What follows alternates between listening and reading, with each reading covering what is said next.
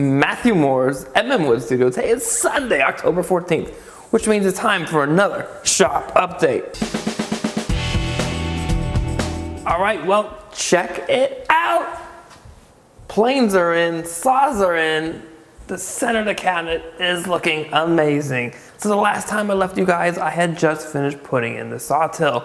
And it's been a busy week here, as you can see, because I've got a plane till, I've got storage behind the plane till, and I've got planes up here, as well as my spoke shaves. In order to actually have this plane till here, I had to create some type of support. Now, I didn't want to just waste space behind this, because I knew that above I'm gonna have a lot of open aired space. So I wanted to take advantage of space that I could, and that would be behind this. So what I ended up doing was taking the measurements for my plans, and I cut 2 pieces of 3/4 inch Baltic birch plywood to triangles. What I ended up doing was cutting dados into each of those to accept 1/2 inch shelves. And I also had to remove material on the back part as well. And the reason for this is I wanted to be able to affix 1 to the side and 2 to the back of the case. Once I figured out how everything fit, I was able to then take similar cuts as my triangles for the front of each shelf. That way it matches the same angle as the triangles, and it provides support for the weight here along the entire length as this plywood panel pushes down. So I was able to get that all screwed in, and the next thing to do was to get this piece of plywood in, and I cut the bottom of it to match the angle. And then it's a little bit short. It doesn't actually reach all the way up. And the reason for that was I wanted to put these piano hinges in so that I can do just this. I can come in and lift all of this. I've got to take these 2 planes off in order to get back there, because they're just a little bit too tall with the knobs. And this isn't storage you're going to go to all the time. This is stuff where you're going to keep extra things. So as you can see, you can lift it up. Then up above, there was more work to do. I got a piece of really nice walnut, milled that up, and cut it to length, and drilled some holes in it just a little bit more in diameter than what my spoke shaves are in the handles.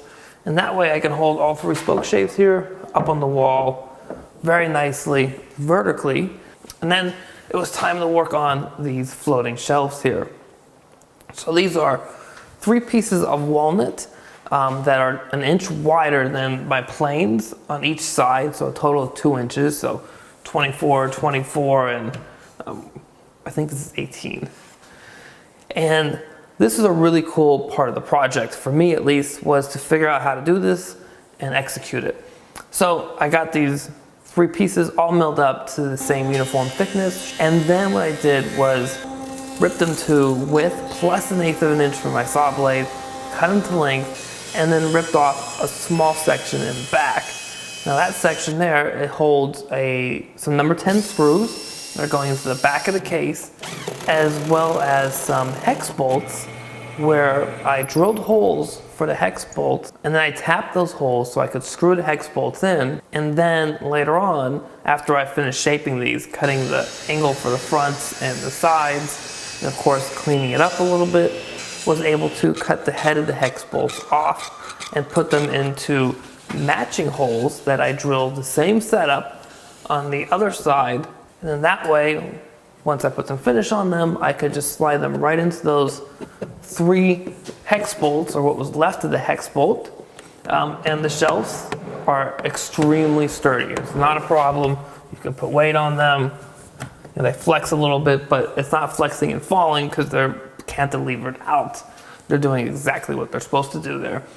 And yeah, just had some fun finding out exactly where I wanted all of those to land as far as on the back here, height-wise, and I think it looks fantastic. It's cool. We can just come in, grab my shooter plane, put it back, and it's just kind of floating there. And the real big reason why I wanted to do this was when you close the cabinet, you have this beautiful view up here of the low-angle Lie-Nielsen jointer. It's a 7.5, right?